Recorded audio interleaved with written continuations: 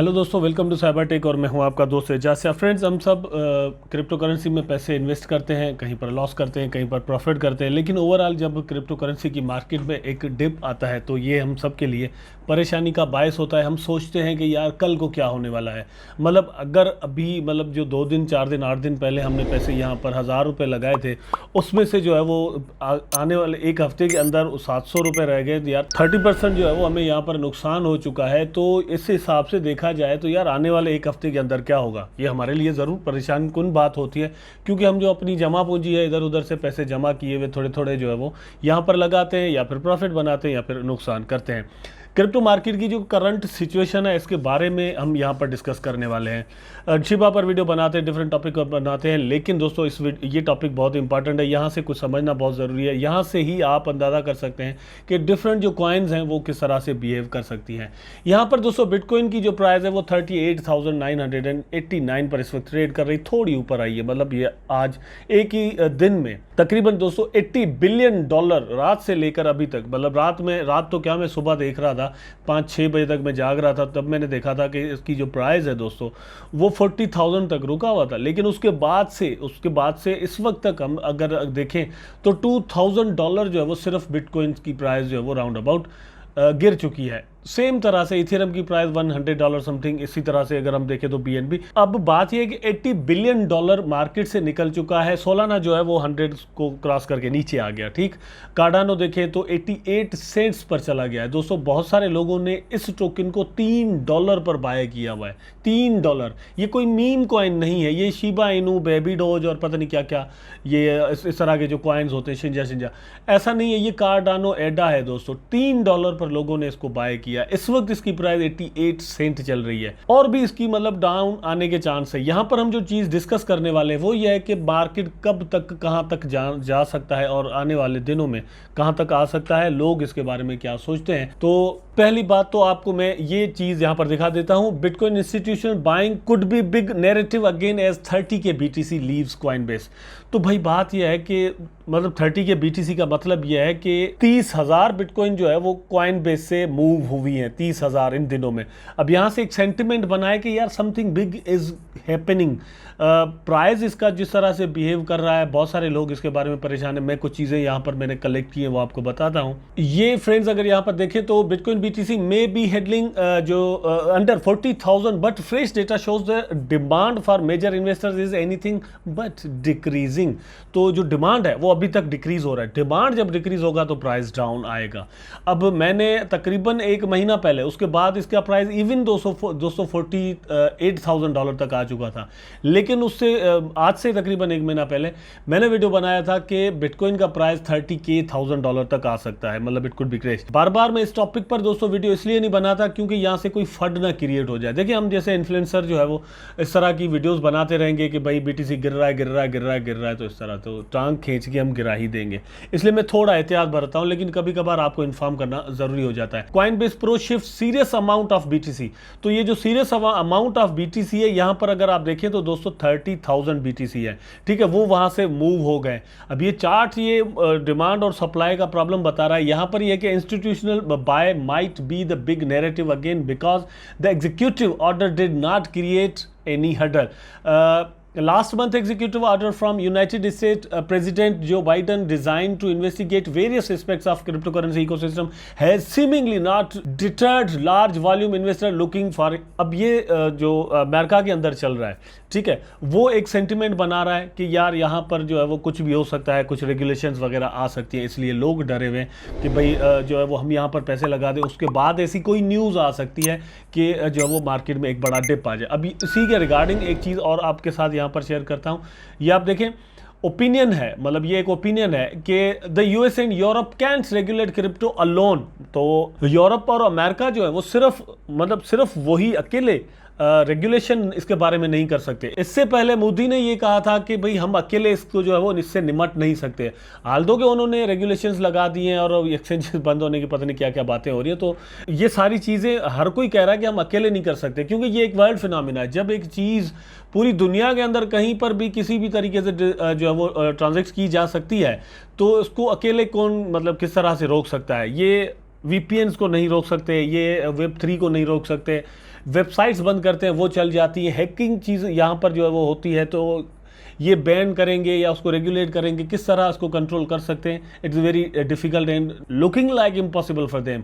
ठीक है, अब ये इससे पॉसिबल है कि ये थोड़ा जो भी क्रिप्टो फ्रेंडली लोग हैं, ठीक है, या इंस्टीट्यूशंस हैं, उनके साथ कांटेक्ट में आए, उनके साथ अपनी एक कोऑर्डिनेशन बनाए, उसके बाद इनके लिए ये चीज़ें पॉसिबल हो सकती हैं। ये जो अभी दोस्तों मैंने आपको बात कही है ना, वो यहाँ पर आपको लिखी नजर आती है। When you are dealing with the technology that pays scant regard for borders, a more borderless approach is needed. ठीक है, एक ऐसी चीज टेक्नोलॉजिकल जो हो, उसका जो बिहेवियर है वो बॉर्डर को अगर मतलब अपने खातिर में ही नहीं लाता हो, तो उस पर रेगुलेशंस करने के लिए, उस पर सोचने के लिए आपको जो है वो बॉर्डर से निकलना पड़ेगा। आप अपनी बॉर्डर्स के अंदर ये सब कुछ कर नहीं सकते। और यही बात मैं आपसे थोड़ी देर पहले दोस्तों कह रहा था कि हमें भी मतलब जिनको रेगुलेशंस करनी है, हमें तो नहीं, उनको बॉर्डर से बाहर निकलना पड़ेगा। मोदी जी ने भी यही कहा था, अमेरिका भी यही कह रहा है, यूरोप भी यही कह रहा है। कहने का मतलब ये कि हम और आप भी यही कह रहे हैं। हम इनको समझाने की बार बार कोशिश कर रहे हैं कि we are here since last 5 years और 10 ईयर्स। ठीक है, हम यहाँ पर हैं, तो आकर हमसे बात करें, हम आपको बताएंगे कि आप यहाँ पर क्या कुछ आपके लिए पॉसिबल है। और जो भी पॉसिबल होगा, एक चीज़ और भी आपको बताता हूं, किसी ने आपको नहीं बताई होगी। ये अभी रिस्ट्रिक्शंस दोस्तों अभी जो भी लगा सकते हैं, जो मतलब इनके लिए पॉसिबल है, वो फॉर द सम टाइम हो सकती है। ठीक है, ये मेरी बात समझे। ये अभी जो भी पाबंदियां लगाएंगे वो फॉर द फ्यू ईयर्स होगी, नेक्स्ट फ्यू ईयर्स। ठीक है, उसके बाद उसको हटाने के लिए हमारे पास नई कोई टेक्नोलॉजी आ जाएगी। मीनवाइल दोस्तों ये है कि अब रशिया के अंदर, जैसे मैं आपको बता रहा था कि रेगुलेशंस जो है वो वहां पर होने जा रही हैं। आप देख सकते हैं crypto Twitter reacts as a Russian government reviews finalise crypto bill. तो उस बिल में क्या है यहां पर मैं आपको दिखा देता हूं। The ministry of Russia finalise a draft bill named on digital currency and has sent it to Russian government for approval to be passed as law. The draft of the federal law clarifies regulations related to the trading and mining of cryptocurrency. On April 8, Russia's finance ministry announced the amendment of finalization of an impending crypto bill which provides regulatory clarity related to the circulation, issuance, trading, mining and other activities। ठीक है, तो यहाँ पर जो बात दोस्तों निकल कर सामने आ रही है वो ये है कि बहुत सारे लोग, इवन दो कि ये कल मुझसे किसी दोस्त ने पूछा भी था कि यहाँ पर आप देखिए कि बाइनेंस के जो CEO है वो ये कह रहे हैं कि Russia will legalise crypto for payment. Surprise. ठीक है, और यहाँ पर भी यही बात आप देख सकते हैं कि रशिया जो है वो इसको लीगलाइज या लीगल टेंडर करने जा रहा है। अगर दोस्तों रशिया ऐसा करता है तो यूरोप के लिए बिल्कुल दरवाजे खुल जाएंगे और यूरोप की मजबूरी बन जाएगी कि वो इसको लीगलाइज या लीगल टेंडर करे। ठीक है, अगर यूरोप ने दोस्तों कर दिया तो अमेरिका इससे पीछे रहने की कोई मतलब नहीं रह सकता। कुछ टाइम रह सकता है रशिया के बाद, मतलब जैसे ये पॉसिबल है कि यूरोप जो है वो कुछ टाइम ले, वहां से कुछ एक्सपीरियंसेस हासिल करे कि भाई रशिया में क्या क्या चीज़ें जो है वो सामने आती हैं, क्या एक्सपीरियंसेस आते हैं, उसके बाद वो सारी चीज़ें वहां पर अप्लाई कर सकते हैं। अगर दोस्तों रशिया ने कर दिया तो अमेरिका जो है वो दूर नहीं रहेगा। ये चीज़ अगर ये सारे कर देते हैं तो पाकिस्तान और इंडिया और बांग्लादेश दोस्तों दूर कैसे रह सकते हैं? आल दोगे, आई डोंट नो कि वो सब अगर ये सारा कुछ करते हैं तो उसका नुकसान बाद में ये सब कुछ करने का हमें क्या होगा? फायदा तो तब है दोस्तों जब आप पहले ही ये कर लें, जो उन्होंने करना है वो आप पहले कर लें, अपने पास BTC ज़्यादा से ज़्यादा जमा कर लें, ये सारी चीज़ें कर लें, कुछ सिस्टम अपना बना लें ताकि जब वो करें तो आप ऑलरेडी उस मार्केट के अंदर मौजूद हो और आपको फ़ायदा हो। लेकिन आई डोंट थिंक सो कि ये ऐसा कुछ करने वाले हैं। अब ये आपके सामने चार्ट है BTC का, मैंने खोला हुआ है, आप यहाँ पर देख सकते हैं। ये थोड़ा मैं आपको यहाँ पर दिखा देता हूँ कि क्या प्रिडिक्ट किया जा रहा है, क्या कैसे और क्यों किया जा रहा है। यहाँ पर आप इसके जो सपोर्ट लाइंस हैं वो देख लें। ये मतलब एक सपोर्ट है, यहाँ पर बड़े दिनों से आपने देखा है कि यहाँ पर पहले भी मार्केट जो है वो ब्रेक किया था। ठीक है, उसके बाद फिर यहाँ पर आया और फिर ये ब्रेक यहाँ पर आप देख सकते हैं, फिर ये ब्रेक देख सकते हैं, फिर कंटिन्यूसली ये एक ज़बरदस्त सपोर्ट है यहाँ पर। अभी ये सपोर्ट है लेकिन इससे फिर थोड़ा प्राइस अप जाएगा, लेकिन अब जाने के बाद कहाँ तक अप जा सकता है, ये बड़ी इंपॉर्टेंट चीज़ें यहाँ पर दोस्तों होती हैं। एक्चुअली बहुत सारे लोग ऐसा समझते हैं कि ओवरऑल क्रिप्टो मार्केट में एक दोस्तों करेक्शन का जो मूड है वो बनता हुआ मतलब लोग समझते हैं कि नजर आ रहा है। और वो कहां तक है? वो लास्ट जो प्रीवियस लो है, लोएस्ट जो है 2021 का, वो है दोस्तों 28,000 एंड समथिंग। ठीक है, तो अब उससे थोड़ा ऊपर रखते हैं और कहते हैं कि भाई 30 तक जो है वो इसके आने के चांस है। अब 28 या 30 में कोई ज़्यादा डिफरेंस नहीं है, ये 26 तक भी जा सकता है, तो 32 से जो है वो बाउंस अप भी हो सकता है। लेकिन ये अच्छा, ये ऐसा क्यों है? चार्ट की कुछ फॉर्मेशन दोस्तों ऐसी हो रही है, इसलिए कह रहे हैं कि पॉसिबली प्राइजेज यहाँ पर आ सकते हैं। 30 तक, ठीक है, 30 तक नहीं आते 36 तक आ जाए, 32 34 तक आ जाए, फिर 30, ये मतलब एक सपोर्ट लाइन्स इस तरह से बन रही हैं, पॉसिबिलिटीज़ है। यहाँ पर जो आपके पैसे लगे हुए हैं, मैं आपको सिर्फ ये कहूँगा कि जहाँ से आपको प्रॉफिट मिल रहा है आप उसको सेल आउट बिल्कुल कर सकते हैं दोस्तों, ताकि आप कुछ प्रॉफिट बनाएं, ठीक है।